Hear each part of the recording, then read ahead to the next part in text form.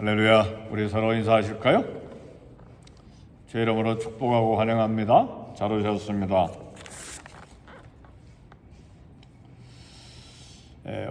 우리의 삶을 하나님의 손에 맡겨드리는, 그리고 하나님을 찬양하는 이유가 있습니다. 하나님은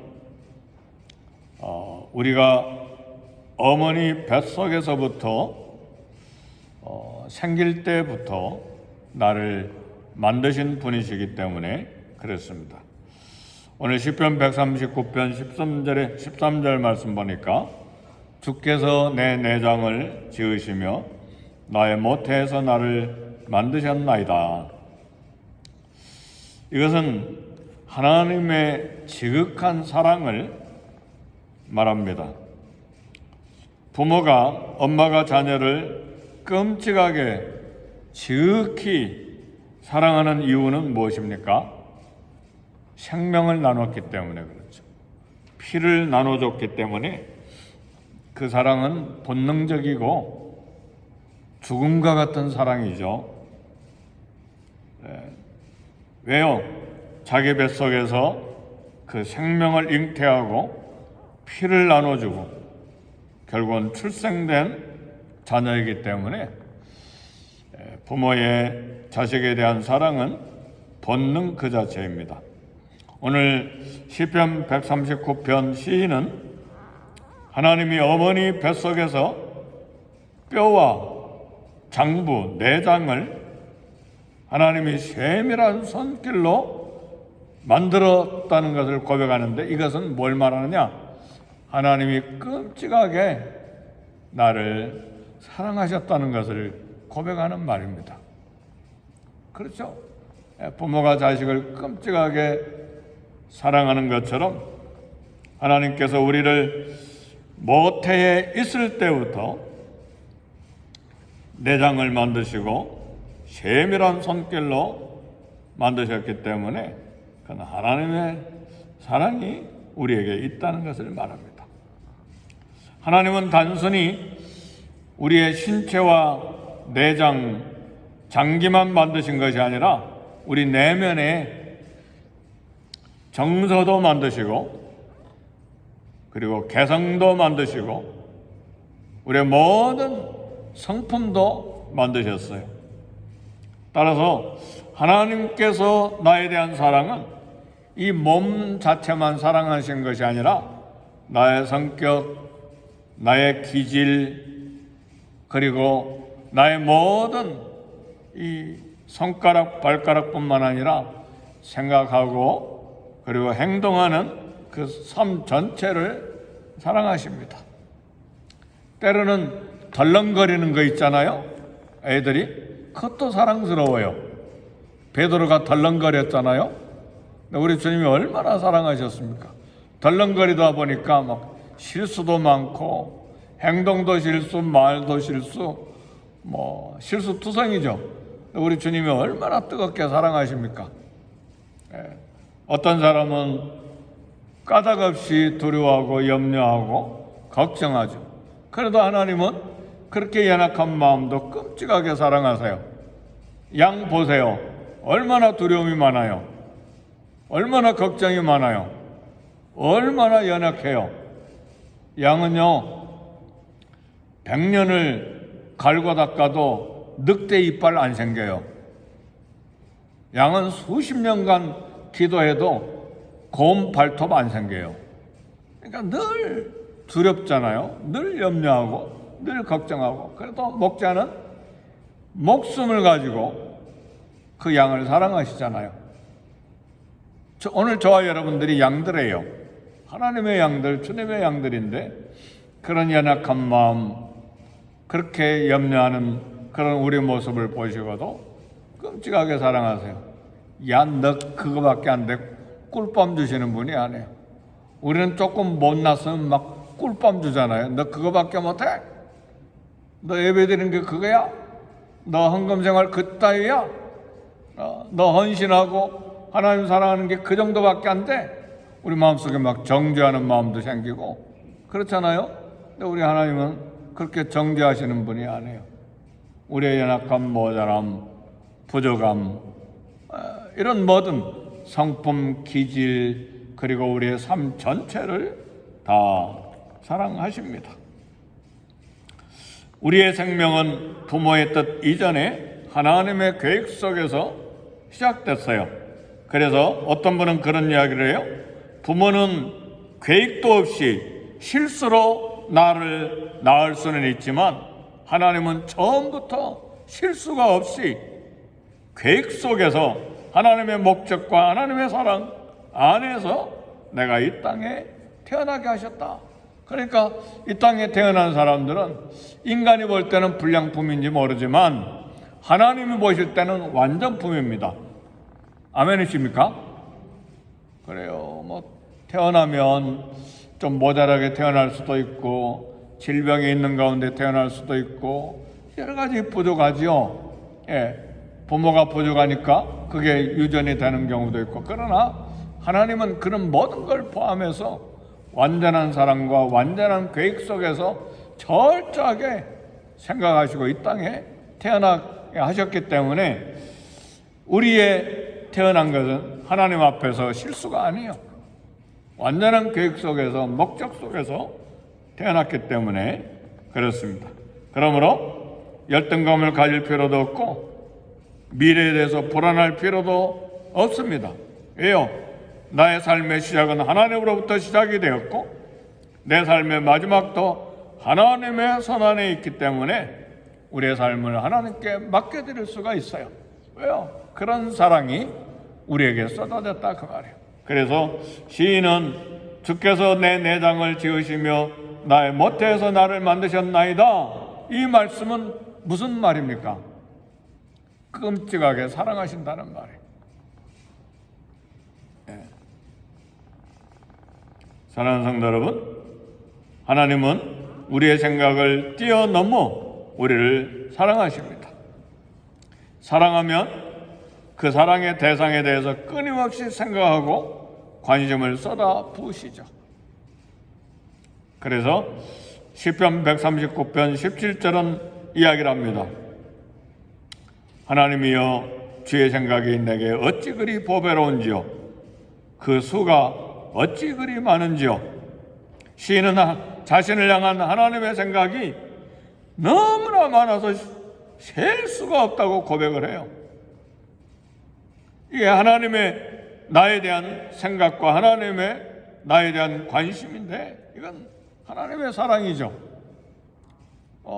태어난 아기에 대해서 엄마는 24시간 아기에게 집중하고 생각하잖아요. 그렇죠? 잠자면서도 생각하잖아요. 조그만 꿈찍거리는 소리에 움직이는 소리도 귀가 열려 있잖아요. 끊임없이 자식에 대해서 생각을 하는 게 부모의 마음이죠. 엄마의 마음이죠. 그러니까 하나님은 주의 생각이 내게 어찌 그리 보배로운지요, 그 수가 어찌 그리 많은지요. 그러니까 하나님께서 우리에 대한 생각이 끊임없이 많다는 것은 하나님의 관심과 사랑이 넘쳐서 너무 많아서 셀 수가 없다고 고백하고 있어요. 이것이 하나님의 사랑입니다. 이 하나님의 관심과 사랑은 변함이 없이 계속됩니다. 시대가 변하고 환경이 변하고 조건이 변하면 부모는 자식을 낳은 여인은 부모에 대한 자식에 대한 사랑을 그냥 거둘 수도 있고 잊어버릴 수도 있어요. 인간이니까, 한계가 있으니까.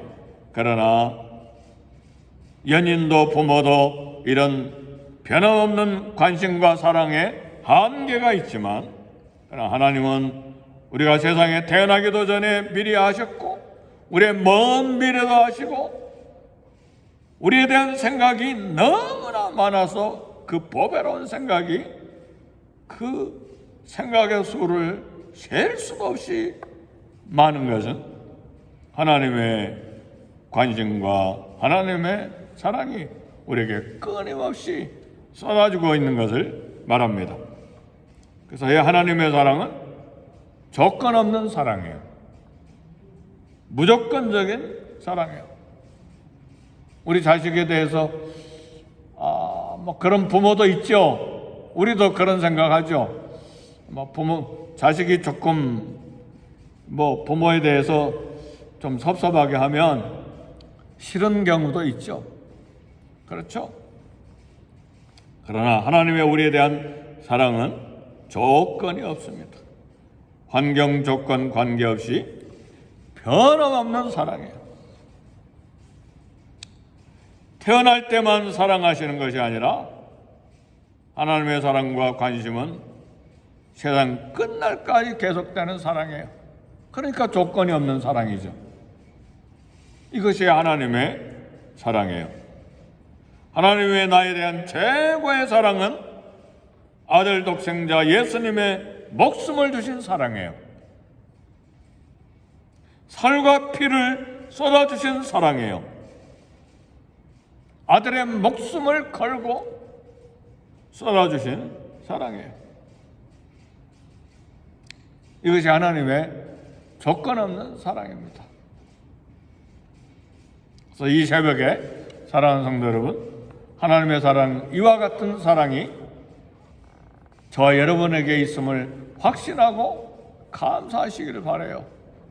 모든 어려움에서 하나님의 사랑을 생각하고 어려움을 극복하고 믿음으로 승리해야 합니다.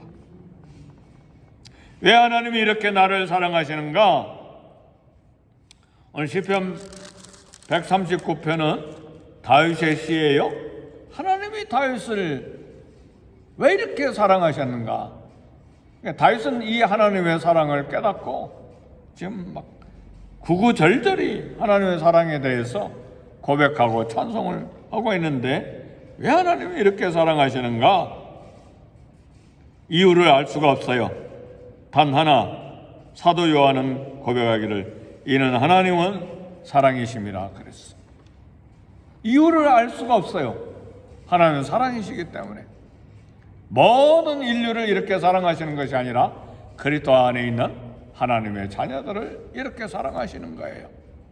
예수 그리스도의 피로 죄 씻음을 받고 하나님의 자녀의 신분으로 하나님의 가족으로 편입된 저와 여러분을 향한 이런 조건 없는 사랑을 쏟아주시고 계십니다. 우리가 하나님을 혹 사랑합니까? 요한일서 4장 19절은 말합니다.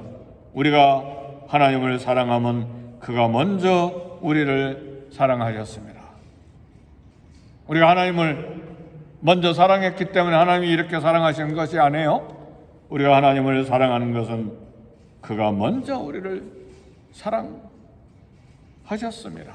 그래서 먼저 우리를 사랑하셨어. 우리의 사명이 있습니다. 요한일서 4장 11절에 사랑하는 자들아 하나님이 이같이 우리를 사랑하셨은즉 우리도 서로 사랑하는 것이 마땅하도다. 변함없는 관심과 변함없는 사랑을 쏟아주시는 이 하나님의 사랑, 조건 없이 사랑을 쏟아주시는 하나님의 사랑, 살을 찢어주시고 피를 쏟아주신 이 하나님의 사랑, 사랑하는 자들아 하나님이 이같이 우리를 사랑하셨은즉 우리도 서로 사랑하는 것이 마땅하도다. 이 아침에 우리의 기도 제목이에요. 저도 가끔 미운 사람이 생겨요. 그러나 곧바로 회개해야만 해요. 막 싫고 만나기 싫고 막 실증나고 뭐 좀 껄끄럽고 그래도 곧바로 회개해야 되는 이유가 뭡니까? 사랑하는 자들아 하나님이 이처럼 무조건적으로 우리를 사랑하시고 변함없는 관심과 변함없는 사랑을 쏟아주시고 피와 살을 목숨을 다해서 사랑해 주셨은즉 우리도 서로 사랑하는 것이 마땅하도다. 그 사랑이 안 되면요 정말 하나님의 사랑 머리에만 들어있지 지식으로만 있지 정말 하나님 사랑을 받은 사람이 아니에요. 마음이 차가운 사람이에요. 난 하나님 사랑해요.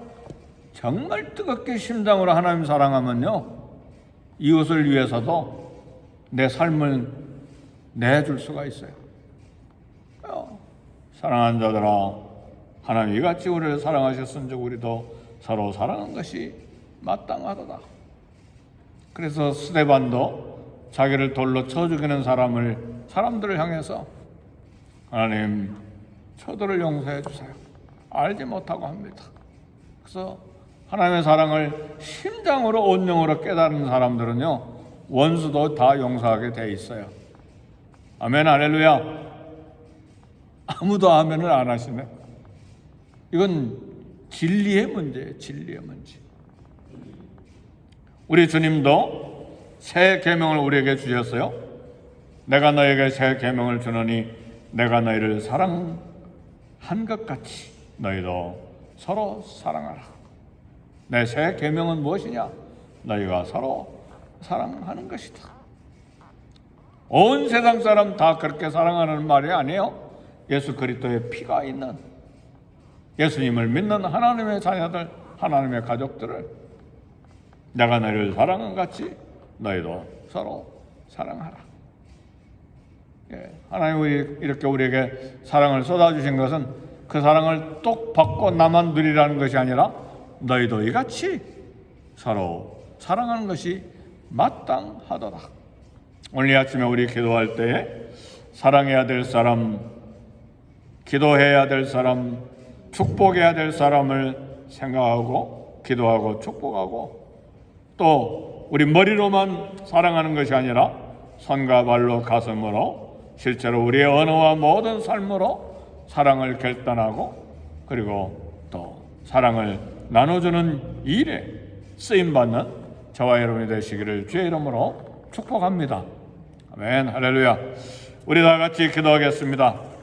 기도하실 때에 자신의 영혼과 주님을 섬기는 모든 삶을 위해서 기도하시고, 하나님 사랑에 대해서 감사하시고, 우리 주님이 하나님이 나를 이같이 사랑하셨은즉 우리도 서로 사랑하는 것이 마땅하다고 말씀하신 하나님 말씀 앞에 사랑을 행하는 심장과 삶이 되도록 기도하시고, 교회를 위해 기도하시고, 그리고 또 부족한 담임 목사를 위해서도 기도하시고, 우리 모든 성도들을 위해 함께 기도하십시다.